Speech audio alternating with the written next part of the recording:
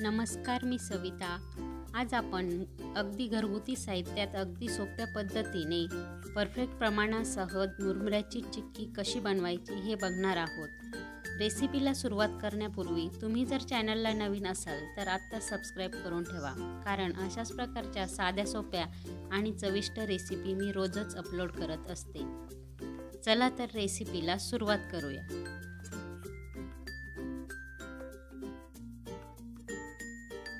येथे मी 3 वाटी मुरमुरे स्वच्छ चाळून घेतलेले आहेत। मुरमुऱ्यामध्ये कचरा असतो, त्यामुळे मुरमुरे चाळून घ्यायचे आहेत। आणि 3 वाटी मुरमुऱ्यासाठी आपल्याला 1 वाटी गूळ वापरायचा आहे। मुरमुरे आपल्याला मीडियम टू लो गॅसवर भाजून घ्यायचे आहेत। मुरमुरे भाजताना त्यांचा कलर चेंज होणार नाही याची काळजी घ्यायची आहे। येथे आपले मुरमुरे भाजून झालेले आहेत। एका कढईमध्ये मी 1 चमचा तूप टाकून घेतलेला आहे। आता यामध्ये 1 वाटी गूळ टाकून घ्यायचा आहे।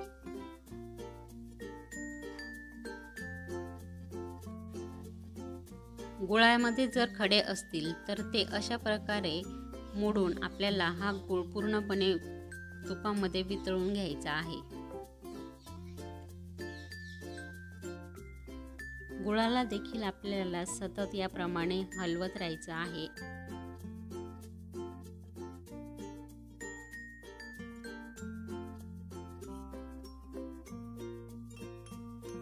गुळाचा कलर येथे पूर्णपणे चेंज झालेला आहे।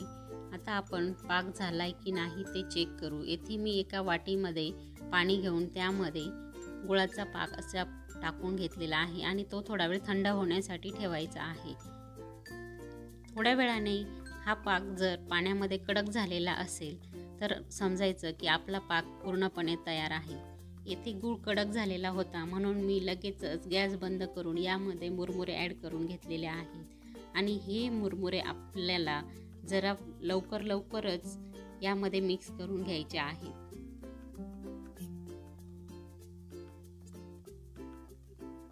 येथे मी सर्व मुरमुरे व्यवस्थितरित्या मिक्स करून घेतलेले आहेत।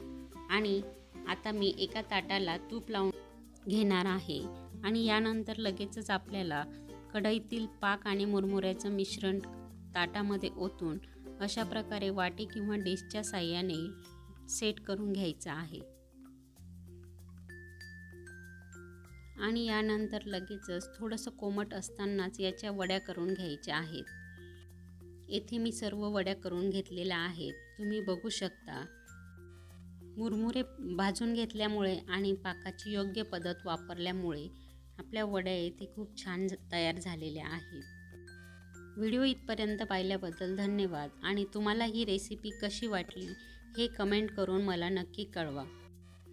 पुन्हा भेटूया एका नवीन रेसिपीसोबत। धन्यवाद।